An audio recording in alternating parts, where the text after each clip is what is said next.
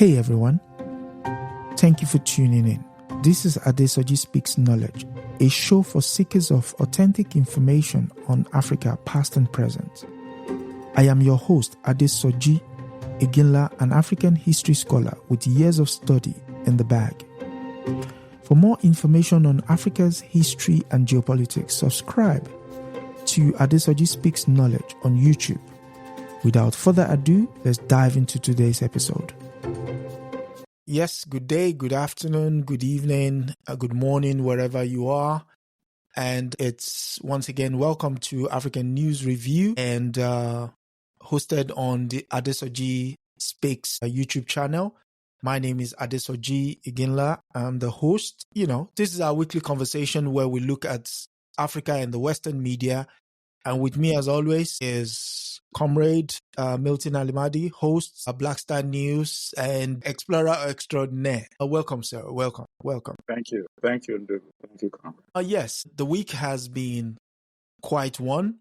Not the least, the fact that the Olympics, the four yearly event of the best of games has started in Paris.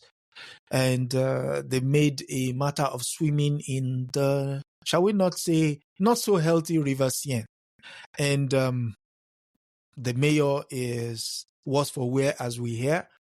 And it's been, the usual excellence on show, not least the fact that Simone Biles becomes the most decorated gymnast in the history of the Olympics, which is a joy to behold. And yes, the United States almost lost their crown to South Sudan. And again, that comes with its own, how shall I say it, loose tongues, but that's not the matter for today. In fact, we're going to start the story today in Paris, but by way of Algeria.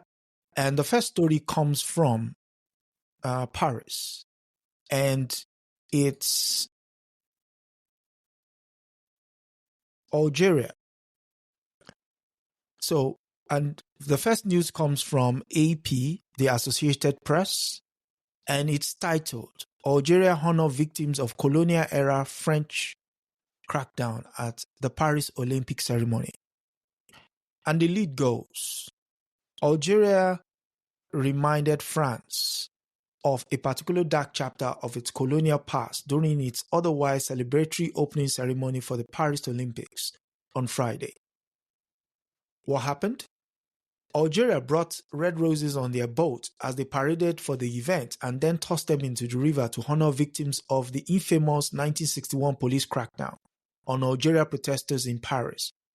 Some of the members chanted "Long live Algeria" in Arabic after throwing the flowers. Historians say some 120 protesters died and 12,000 were arrested as they demonstrated on October 17, 1961 in support of the independence from France, then Algeria's colonial ruler. Some were thrown into the Seine River, which is where the opening ceremony took place. And French authorities sought to cover up the 1961 massacre for decades. French President Emmanuel Macron recently acknowledged that crimes were committed that day, inexcusable for the Republic. It is on record that France won its independence in 1962 after 132 years under colonial rule. Your initial take, Comrade. Okay.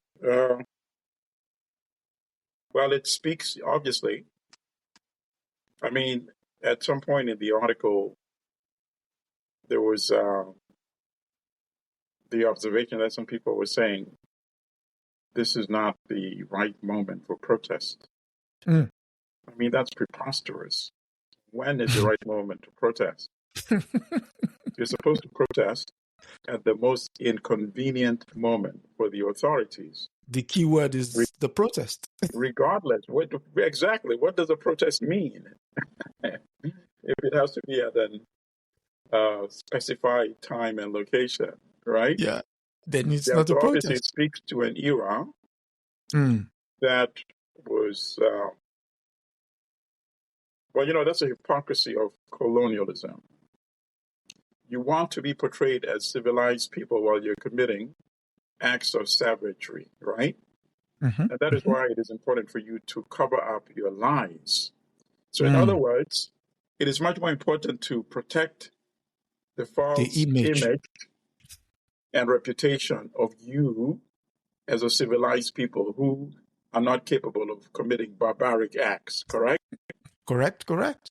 Forget about that massacre alone in Mm. Paris, but the War of Liberation itself, the Algerian War of Liberation, how brutal that was Mm. in terms of the French scorched earth genocidal approach to suppressing Yeah. that war of national liberation. That was also covered up for many, many years. So Correct. it's not inconsistent with the cover up of that massacre of 1961. And of Mm. course, the Algerians did the right thing. They didn't disrupt anything. They just made a very powerful and strong symbolic act without Correct. disrupting any of the festivities that accompany the opening ceremony of the Olympics. So it was very measured, relatively low key, but at the same time, just given the coverage that it's getting, quite effective in what they wanted to say. They were not Yes. making any demands. Of They just course. Of wanted course. the memory of the victims to be honored. Yeah. I mean, speaking to the Algeria War of Independence, over 1 million people died in the course of the Algeria liberation, Correct. as led by the FLN. Correct. And And the Battle of Algiers, as you know, Mhm. had been banned in France. Uh, that film is a dramatic reenactment, of course. It's not a documentary. Some young people sometimes confuse it. I think it's a documentary. It's a reenactment, but a very powerful one. The Battle of Algiers, um, by Pontecorvo, the Italian filmmaker. That was banned. It could not be shown in France, I think, until late, maybe in the 1970s or so. So it speaks to that same period. You're ashamed and disgusted by your own barbaric deeds, Hmm. and yet you go out of your way to try to cover it up. Hmm. I mean, again, just to buttress the point you were making, that war of independence soured the relationship between France and Algeria up to the point that it was only in 1976 that the French tricolor flag and the national anthem was played on the soil of Algiers or in Algeria. And that was at the visit of the then president, Gaston. Other than that, Algeria wanted nothing to do with France. And you would not be Nothing to do with surprised. I mean, Yeah, the yeah. kind of barbaric deeds they committed in trying to hold on to people that wanted their own independence. Just like Mm. in Vietnam. In Vietnam, of course, they were taught a lesson at the Great Battle of Dien Bien Phu Mhm. in 1954 when they were defeated. And you would think that they learned a lesson in Vietnam. But no, they come back to Algeria and they still want to carry out the same colonial project, which had collapsed in Vietnam. Well, yeah, it's the thing about their press is when they run these stories, they minimize the historical context. Yes, Everything is absolutely. taken out. I agree with you totally. Yeah. So And when that they is write, the tragedy Mm. of Africa and African nations and many of the less industrialized or non-industrialized rather countries. The tragedy of not having media or media outlets or even wired services that have that kind of outreach and impact. But at the same Mm. time, I do not blame anyone except for the African countries themselves. Did you expect imperialism to create that media outlet for you? Think about it. We have the resources to buy jet fighters, to buy tanks, armored personnel carriers. I don't know any African country that does not have an air force, even if it's a small one, and a division Army. Mm-hmm. in the armed forces. And you're telling me that you cannot collectively have your own version as powerful as the BBC? That to me is just preposterous. And don't blame anybody except yourselves, you know? True. The leadership, of course. I mean, the people, you know, the people don't have the kind of resources to do that. They're being overtaxed by the national governments, as we're seeing the protests are now erupting. So I don't expect them at the same time to have the kind of resources to pool and to create international media outlets of that kind of scope. But hopefully, you know, these types of conversations will eventually attract enough Africans that they may have some resources, the ones that may work globally in other spaces. Yep. That also have, of course, the correct political orientation. We're not sitting here and saying that there are no wealthy Africans. Of course, there are many wealthy Africans.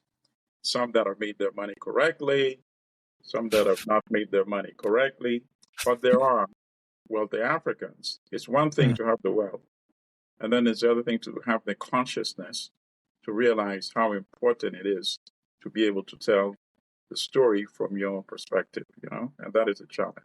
And for those who want to read more on the Algeria War of Independence, I've drawn out Alistair Horn's A Savage War of Peace, Algeria 1954 to 1962.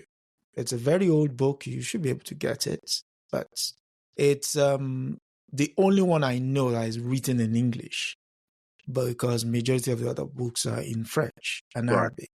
But again, the name of the book is Alistair Horn's A Savage War of Peace, Algeria 1954 to 1962.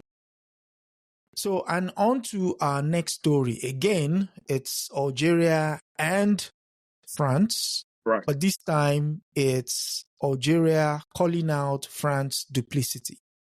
And what do I mean by that? Algeria has slammed France for recognizing Western Sahara's autonomy within Moroccan sovereignty. This news comes from the Reuters. Algeria expressed great regret and strong denunciation on Thursday about the French government decision to recognize an autonomy plan for the Western Sahara region within Moroccan sovereignty. Algeria's position on Western Sahara conflicts is to implement a United Nations plan which includes a self-determination referendum. Algeria considers Moroccan presence in the Western Sahara an occupation. Morocco, on the other hand, considers Western Sahara its own, but an Algerian-backed independent movement, the Polisario Front, demands a sovereign state. The background is Algeria took over most of Western Sahara in 1975 from Colonial Spain. That started a guerrilla war with the Sahrawi People's Polisario Front, which says the desert territory in the northwest of Africa belongs to it. The United Nations brokered a ceasefire in 1991, sent in a mission to help organize a referendum on the future of the territory, but the sides have been deadlocked since. What say you, sir? Well, first of all, you know, the article is either totally ignorant or it's totally malicious, you know? Okay. Particularly, you know, maybe if listeners didn't hear, perhaps they should read the last sentence again. The United Nations brokered a ceasefire in 1991 and sent in a mission to help organize a referendum on the future of the territory, but the sides have been deadlocked since. All right, so that's like saying in what was occupied Southwest Africa, now Namibia, it's like saying the sides were deadlocked there. When, you know, Namibians wanted their independence and were fighting for their independence. And what happened was that the United Nations did the same thing, hold an election. Yep. And of course, the occupiers of Namibia was the apartheid European state run South Africa.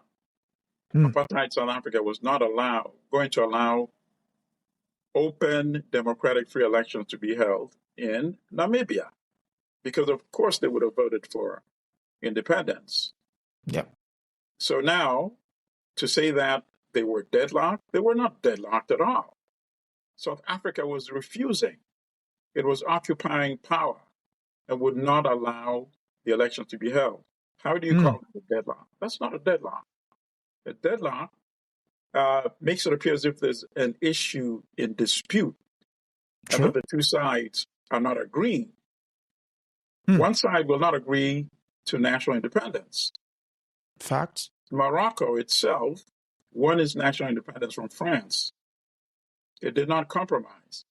So now it wants the Sahrawi people to compromise and to allow themselves to be absorbed, just like Morocco had been absorbed into colonial France.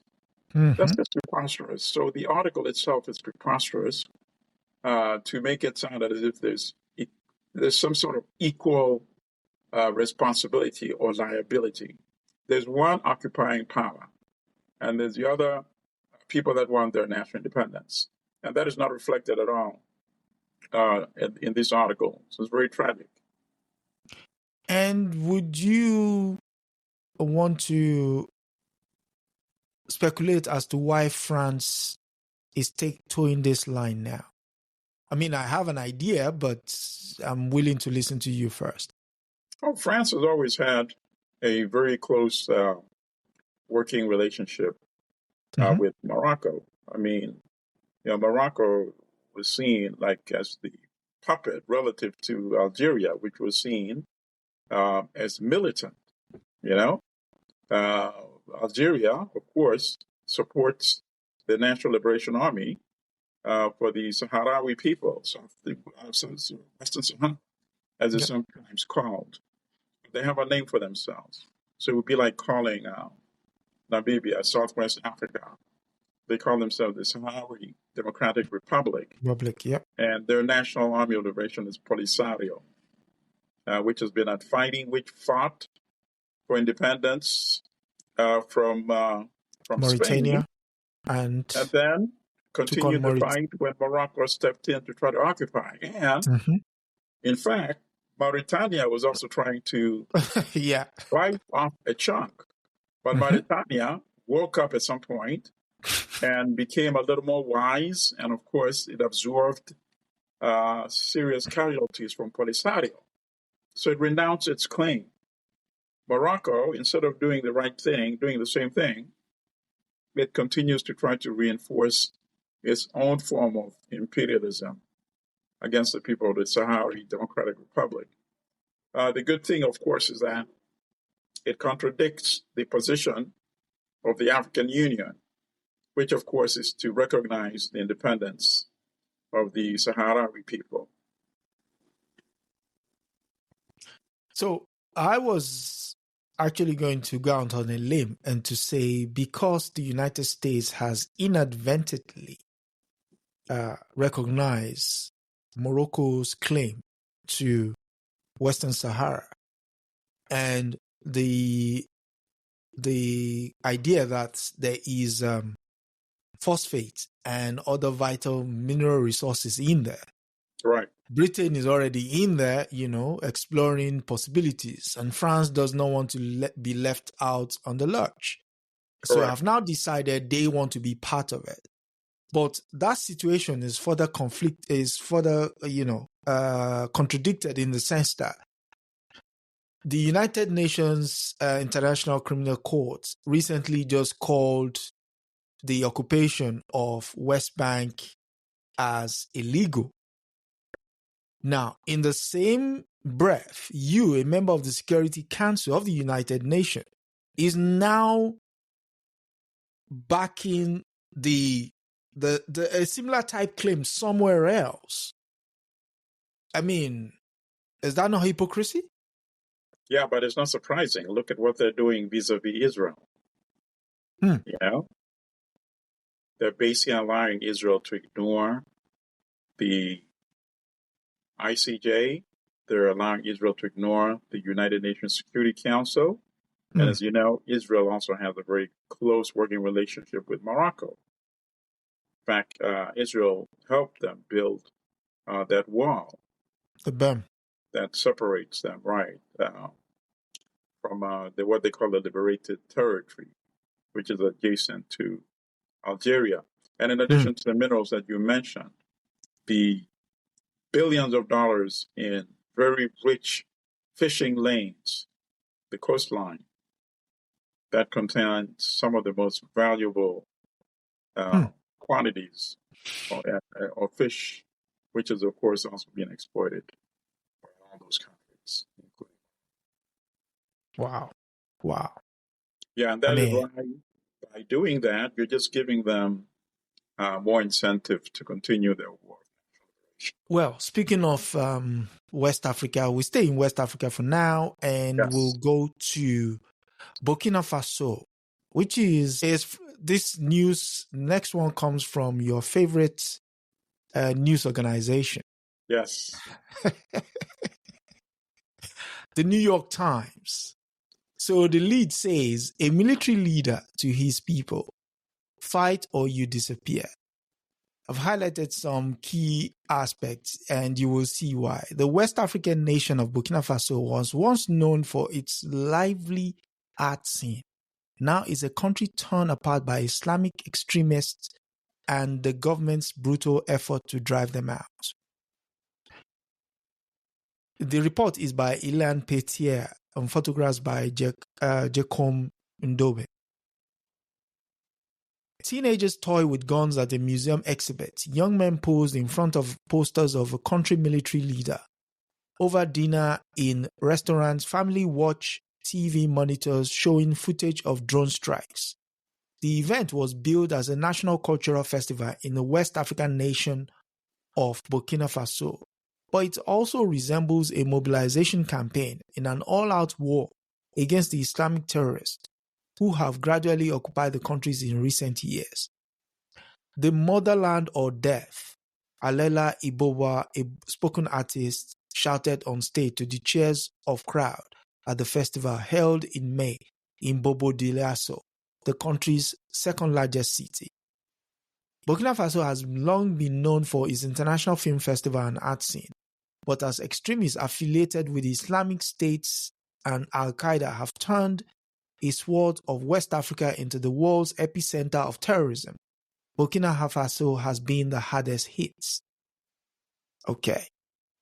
Now, a recent trip across the country and interviews with civilians and analysts revealed a nation torn apart by escalating violence perpetrated by both Islamic fighters and the military in its brutal effort to defeat them. Where's the last part? Yeah. The country is now led by the world's youngest state leader, Captain Ibrahim Traore, a 36-year-old autocrat who seized power in a coup in 2022. He has enlisted Russian military advisors and drafted about 50,000 civilians to fight with his army, leading to a surge of human rights abuses against local populations. Nevertheless, the United Nations has provided more than half of the country's humanitarian aid this year, $150 million. Captain Traore has silenced activists, lawyers, journalists through forced conscription, imprisonment, and disappearances. Either you fight or you disappear, he said in a speech in May to draftees. So far, he's losing the battle against the extremists who freely roam the countryside and lay siege to dozens of towns and cities. In June, more than 100 soldiers were killed in an attack on a military base in Masila in eastern Burkina Faso. The Islamists claim responsibilities. Yes, sir.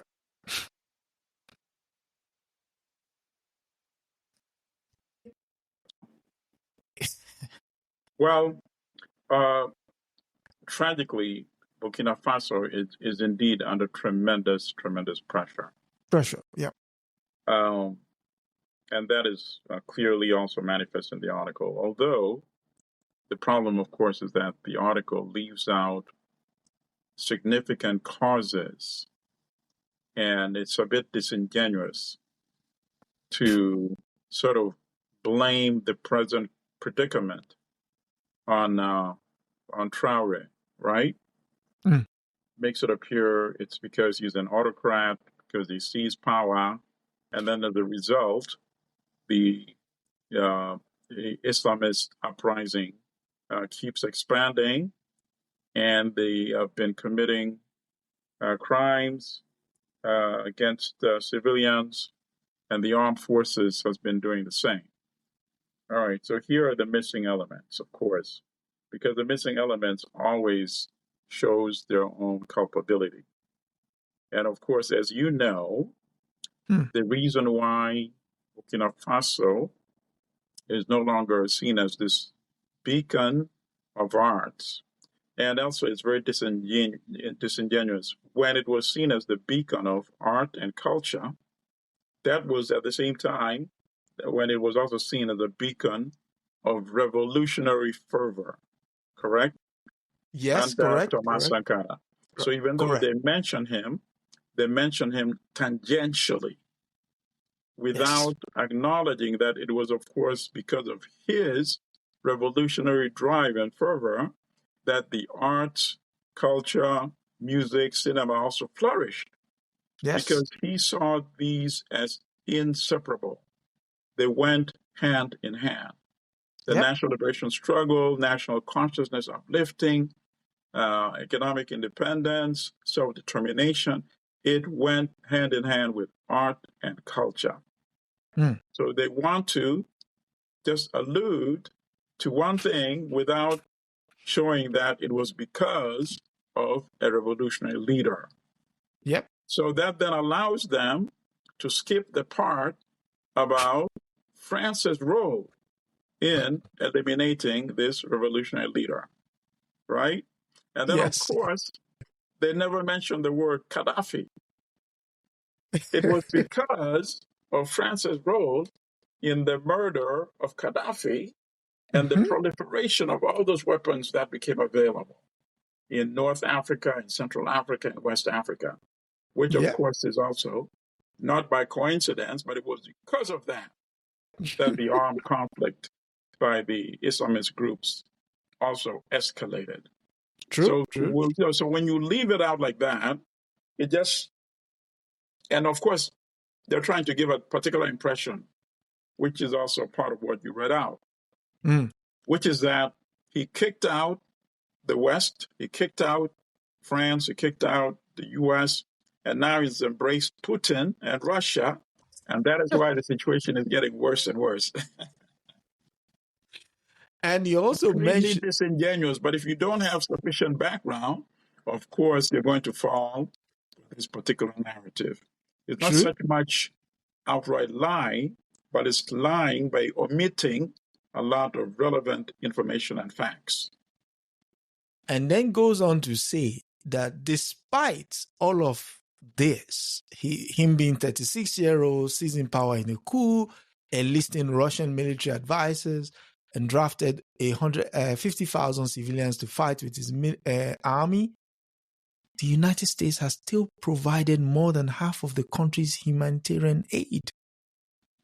And again, what was it? Like $150 million? $150 million. What is that? What is that? What is $150 million? That is the United States being... That's preposterous. That's peanuts. That's chicken feed. And you even mention that as if it's something significant.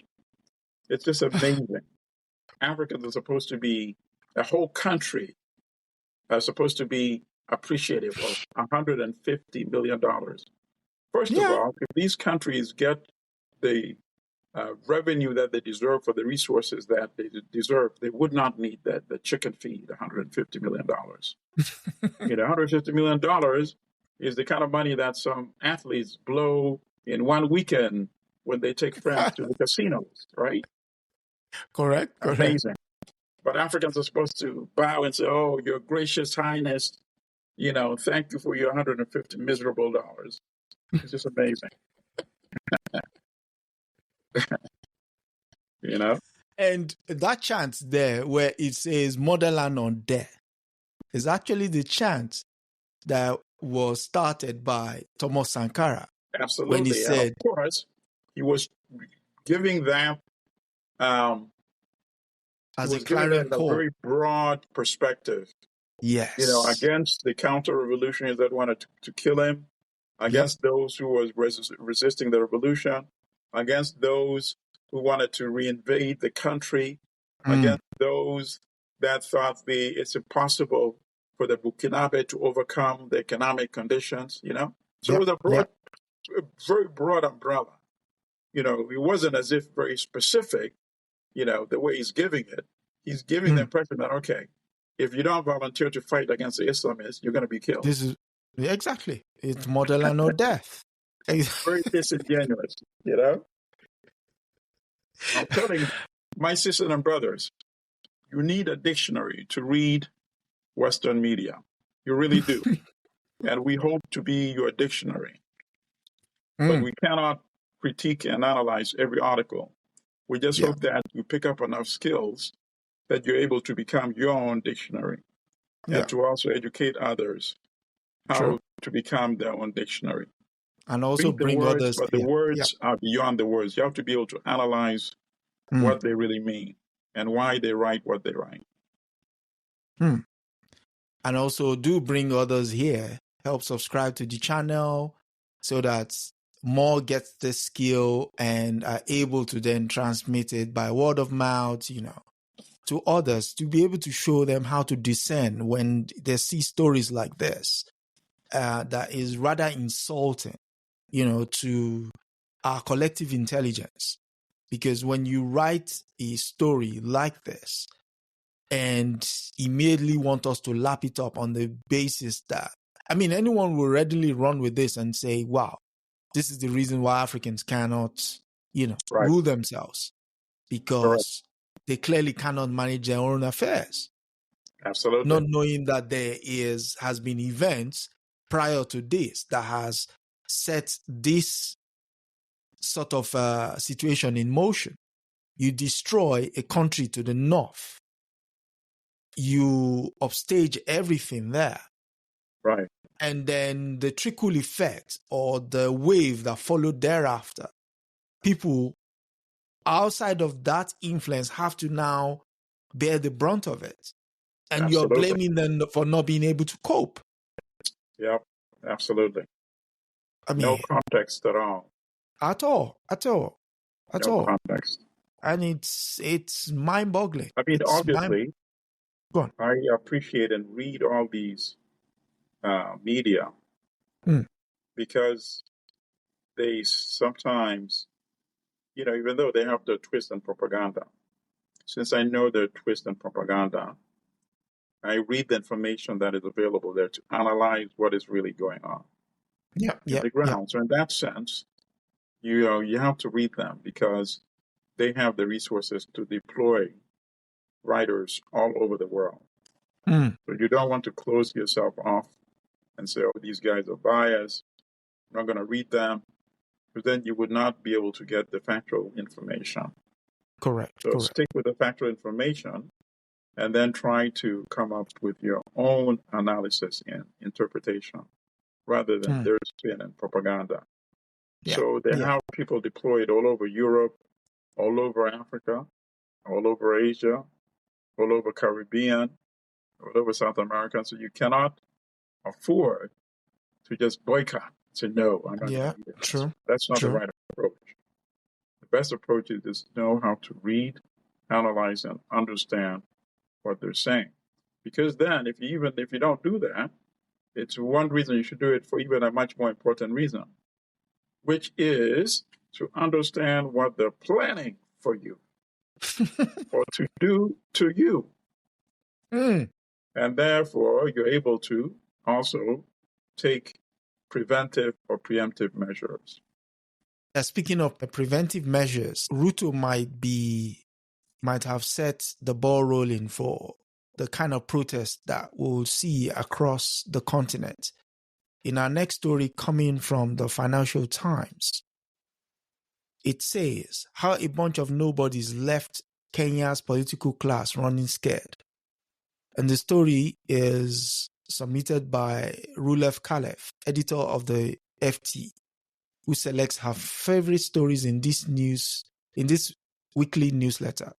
Facing a sudden outbreak of protest in Kenya a month ago, President William Ruto offered the angry young demonstrators a major concession. He withdrew a tax bill that aimed to raise over $2.3 billion US. Almost 6 weeks into the leaderless online organized mass movement, Kenyan Somalian activist 28-year-old Hanifa Adan said, "Everyone is just asking for accountability from their leaders. A bunch of nobodies giving them a run and then not finding anyone they could put their hands on is what drives them crazy." It must be said that more than 50 people have died and scores have been arrested after the initial peaceful protest took a darker turn when demonstrators stormed the parliament on June 5th, 25, and police began firing tear gas and live rounds.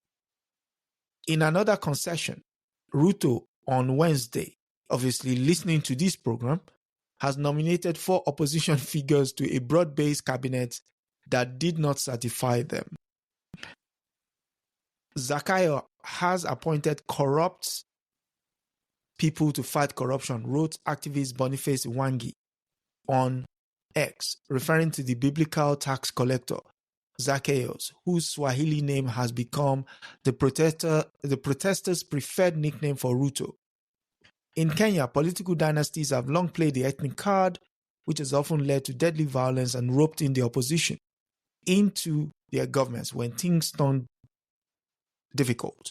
The old template used by former President Daniel Moi Kibaki, and Uhuru Kenyatta must be shredded and forgotten, read a Star newspaper editorial. Zoomers have demonstrated that business as usual will not wash.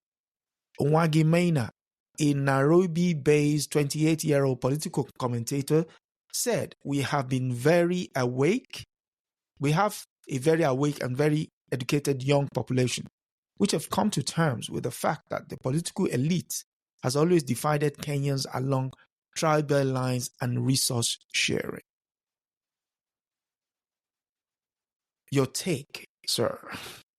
Okay, very good.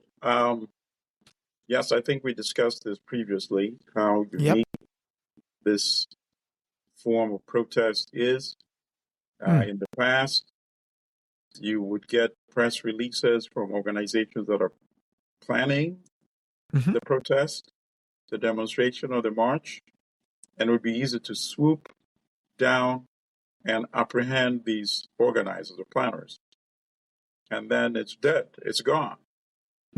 True. And sometimes there's a reluctance to join protest that is associated with a particular individual or organization. You see? Yep. So that obstacle is now eliminated. It's a protest that belongs to everyone. To the people. Yeah. Everyone is an organizer. Everyone is a leader in some capacity. Obviously, some are better in mobilizing and have larger social media following, but they may not even be necessarily involved in the conceptualizing process. They may just say that, "Oh, I like what people are talking about, and I will promote it on my personal space because I have this large following." So everyone is contributing in their own way. Whether you have a large social media following, whether you have a small one, you identify with the cause because the cause affects everybody. Yep. In terms of the potential for the price, the cost of essential goods and commodities to escalate, had that tax bill gone forward. Gone through. Yep. And had it become the law of the land and had it been implemented. So you can see why something like this can be so attractive. All of us identify with the cause. If we are sitting there in Kenya, And it's not associated with Mr. A or Mr. B or Mr. C or whatever part of the country he comes from, ethnic part of the country he comes from, religious part or political party. And that is why this is really tremendously powerful. And I don't think that its potential has been fully tapped. It's going to now significantly play a role in African elections as well, going forward. Oh, okay. And the aftermath of elections going forward. Now people know they can mobilize. They know that if somebody steals an election, and of course, in countries like Uganda, you can see how significant this is going to be as the country heads into elections 2 years from now. Okay. Which, the guys succeeded in stealing the last 6 elections.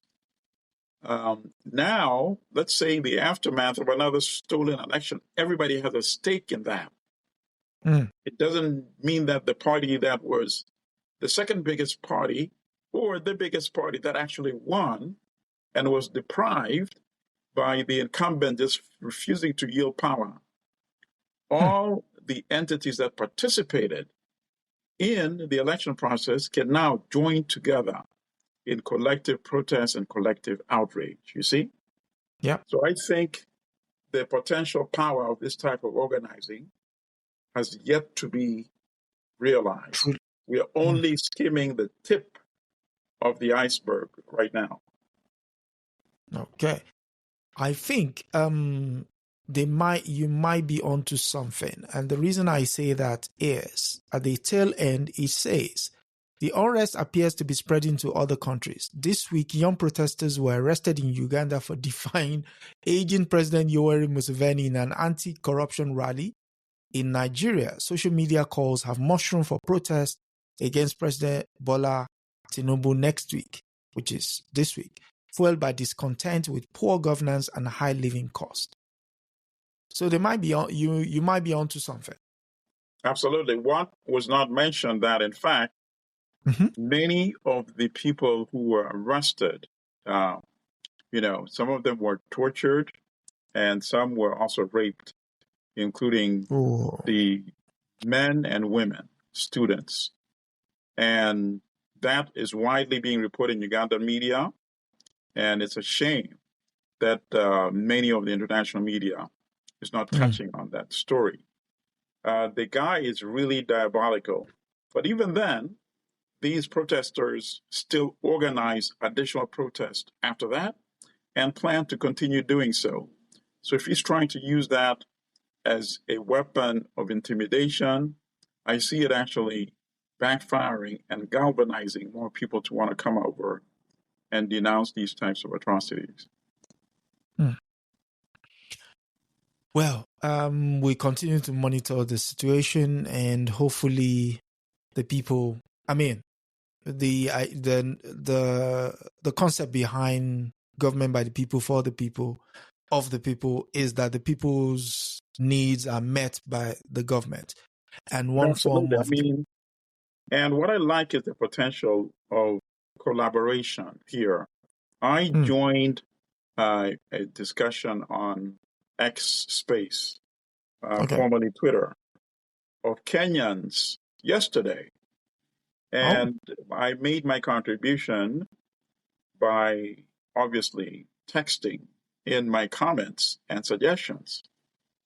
And I like the fact that even the host was responding to my comments as their conversation was going. And at one point, there were about maybe 120 people. These are all smart people contributing their ideas and their critiques and the kind of Kenya that they want. And of course, I was also emphasizing that they should collaborate with young people in Uganda and in other African countries, because it's not so much the Kenya that you want, it's the kind of Africa that we all deserve. True. Should we have all the natural resources and admire countries that emerged in more recent years, right? Countries like Singapore, South Korea, all those countries. Of course, they're beneficiaries of significant U.S. Capital for propaganda purposes. But we can also develop using the resources that we have. But we have to have leaders that are nationalistic, love their people, not just their family and their own bank account, but are nationalistic, the kind of nationalism that the Nkrumahs had, the Julius Nyerere's had, determined to develop their people and their country. And the young people of today, they now see an opportunity that they can actually become a part of governing. And that was part of the conversation in the Kenyan space. Some of the older contributors were suggesting that. They were saying you should start looking beyond these leaderless protests that you're organizing. You should organize these leaderless protests in order for you to become the leaders of the country. And I like that. Wow. I mean, we now have international platforms like this, the X Spaces, formerly known as Twitter, Facebook, Zoom. I mean, it's an organic thing. The fact that conversations are being had across borders. You don't have to be physically. One of the positive things that came out of the pandemic was the fact that most of these conversations now are happening all over the internet. And it can't be policed. Absolutely. All you have to do is see the topic of some space conversation going on and just join. I saw the Kenyan one and I joined. If I see one on Nigeria discussing the proposed protest for next week, of course I'm going to join and listen in and contribute also by texting in. Yes. We live in very exciting times, really. Yeah. I mean, one of the things that was left out of the bag was the social media since 2005, and it's just taking on its own life like wildfire. The normal traditional way of policing things is completely lost, and it's now time that the people actually give their voice power, because all of these conversations. The other point is this, comrade. Any new leader now realizes how vulnerable they are. Correct? Correct. Meaning they have more incentive to pay attention to the aspirations and the demands of their people. Otherwise, the people will mobilize and organize effectively against them. In the past, they did not mind. I can ignore you because you cannot mobilize effectively against me. I will bring out the police forces, but they can stay one step ahead of you by saying this is where we're going to congregate, not where the police are going to be. And you cannot preempt something like that. You see?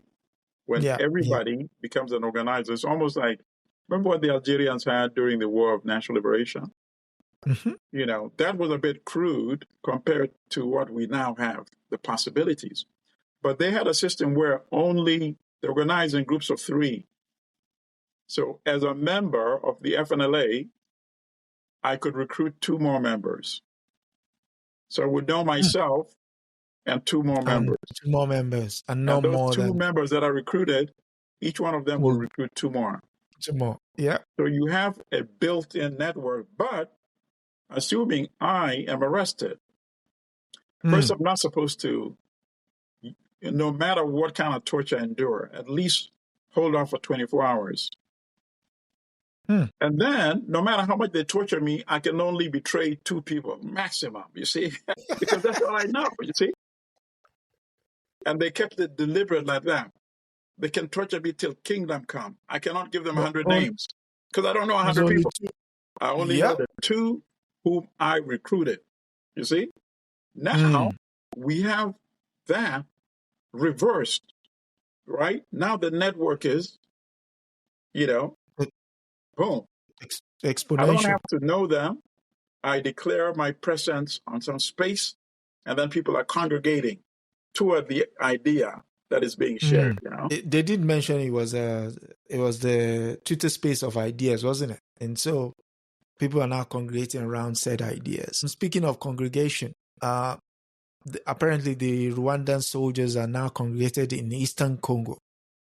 I didn't know. So the next story comes from,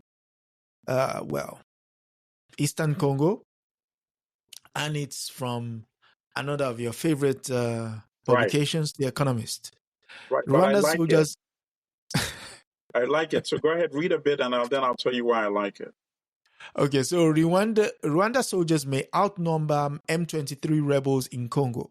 The prospect of dislodging the rebels is becoming dimmer. In January, at least 1,000 Rwandan soldier troops crossed into eastern Congo, prompting a huge expansion of the territory under the control of the M23 rebel group. Rwanda's support for the Tutsi-led militia in the 3-year conflict has never been much in doubt. Drone images have long shown its soldiers infiltrating the border, and suspiciously advanced weapons have turned up on the battlefield. Rwanda's government, which previously denied supporting M23, now neither confirms nor denies the presence of its troops in Congo, but a new report by UN experts circulated this month suggested the scale of the Rwanda's intervention is far larger than previously acknowledged. You were going to say. Okay. So what I like is that The Economist used to be an outright Rwanda/Kagame apologist. So now for The Economist to state as explicitly as The Economist can do, based on their pattern and style, that, this whole thing of M23 is just fiction, right?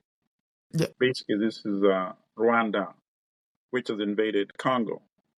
If you read through the lines, that's what they're saying in the strongest term that they've ever said, right? Yep. When they start saying that it's never been in doubt, right, that Rwanda is playing that role. The Economist in the past never published those kind of statements, right? Position. Yeah. So that shows that. And of course, The Economist, as you know, is the Bible of capital, one of the Bibles of capital, in addition to Financial Times, the Wall Street Journal, and so forth, right? It's one of the important Bibles of capital. So it means that capital really has decided to put pressure on Rwanda and to expose Rwanda. Although they're still hinting at, negotiations. How do you negotiate with somebody who has violated your sovereignty and invaded your country? I don't know. Would you advocate that for Britain if France was doing the same thing? Under guise that these are just dissatisfied British rebels who don't like the British government. And then you admit also that, oh, by the way, there are actually thousands of French troops that actually exceed the number of the British rebels, right? And then, you would hint at negotiation. That's nonsense, right? You would say that they deserve to be pushed out so that Congo can enjoy its sovereignty. So they're hinting very strongly by putting that kind of expose on Rwanda, that Rwanda cannot get away with it, even though they're also reporting that they've made significant advances militarily, correct? But I think we also had a similar conversation some weeks ago when The Economist, I don't know whether that was The Economist or Financial Times, but the publication we read was still playing that, oh, see no evil, hear no evil, and still focusing primarily on M23.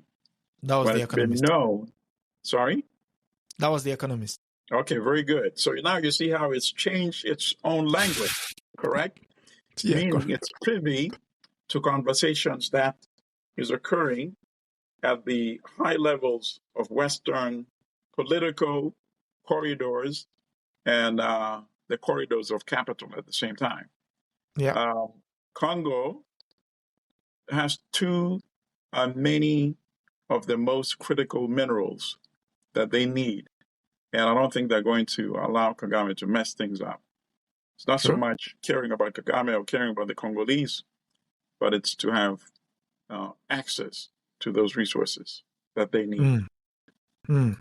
So that is the difference between the previous coverage and what I detect in this particular one. Much more explicit in terms of calling out Rwanda.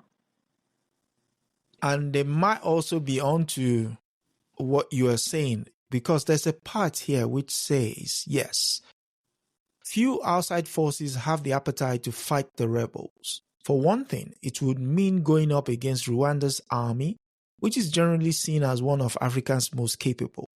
UN peacekeepers in North Kivu tend not to engage Rwandan regulars. Moreover, Rwanda is one of the largest contributors to UN peacekeeping missions worldwide, complicating the politics of confronting its soldiers in Congo.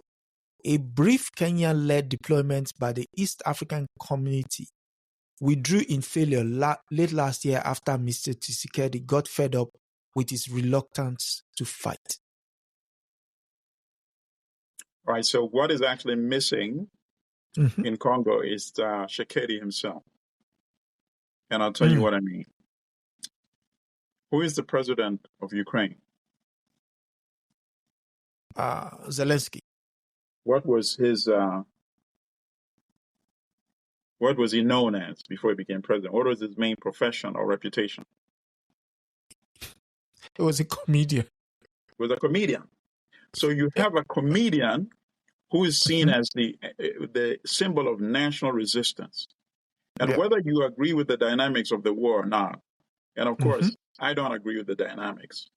I think the West are primarily responsible. That is not to say that Russia has not committed atrocities with the invasion and all that.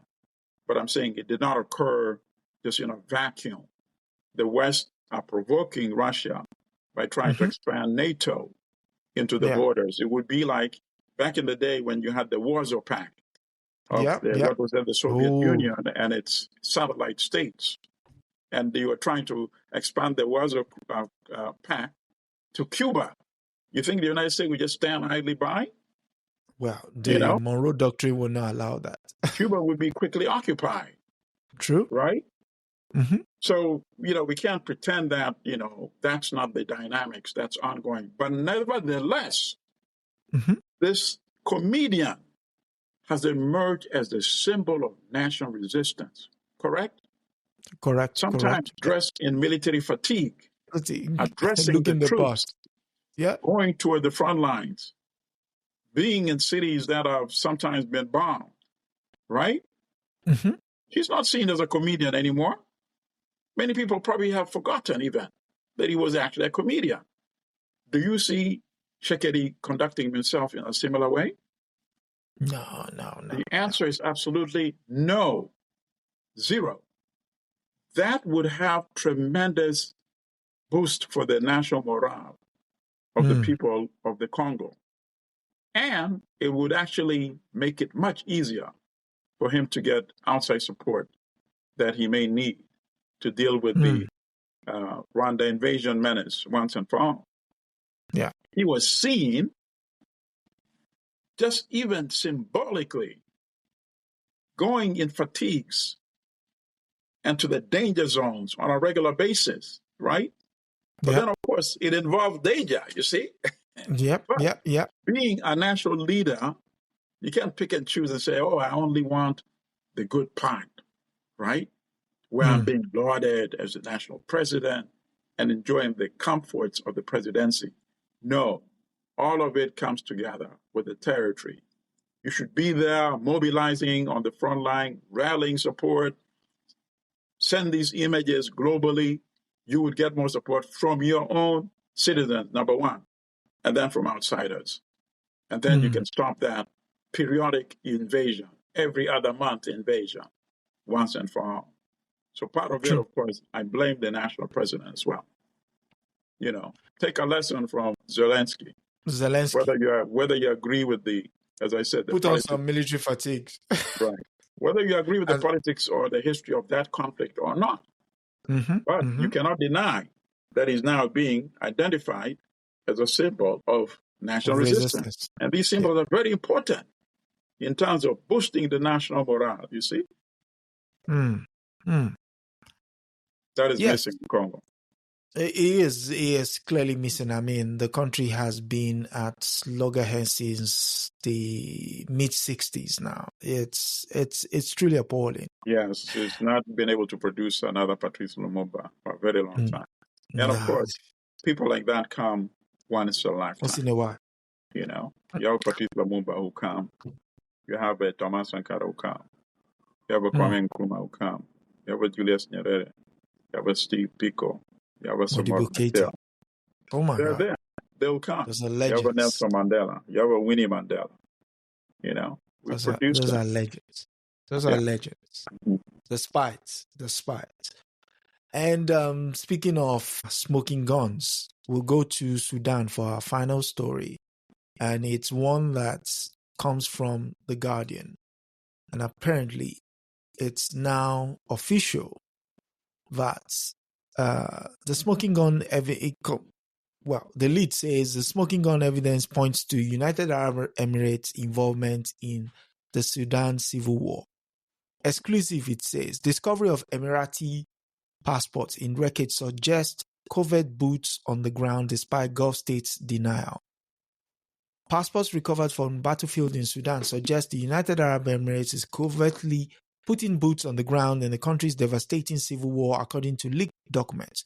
A 41-page document sent to the United Nations Security Council and seen by The Guardian contains images of Emirati passports allegedly found in Sudan and leaked to the soldiers of the Rapid Support Force, the nation's notorious paramilitary.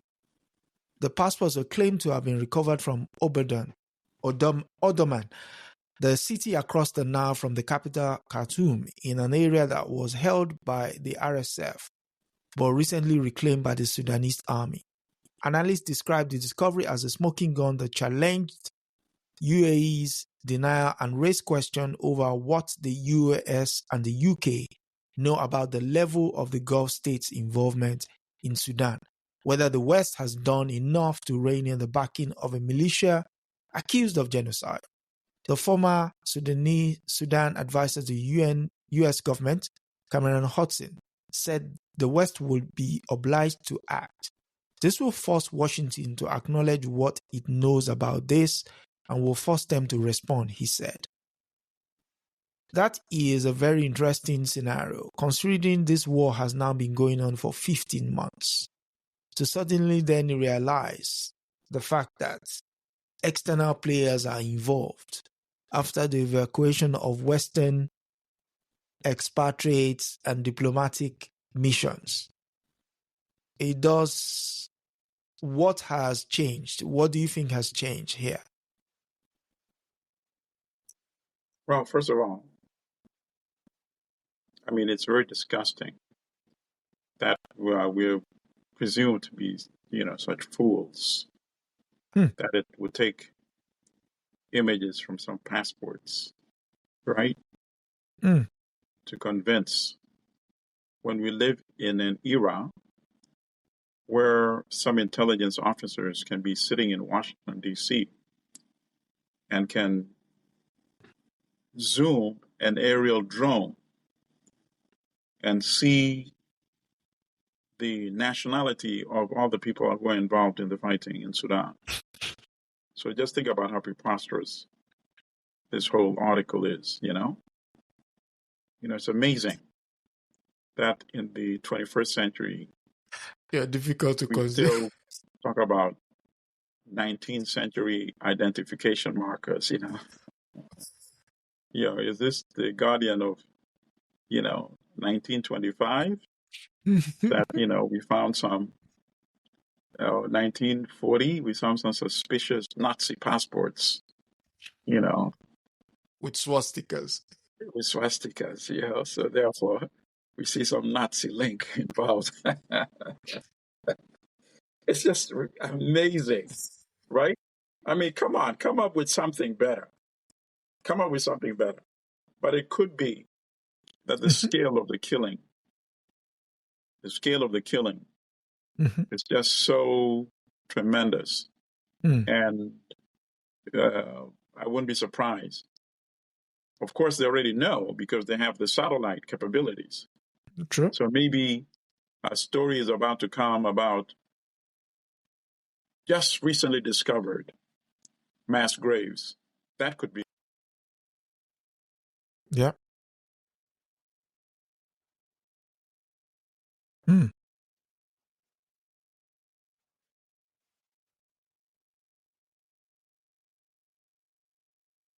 Yes. Mm.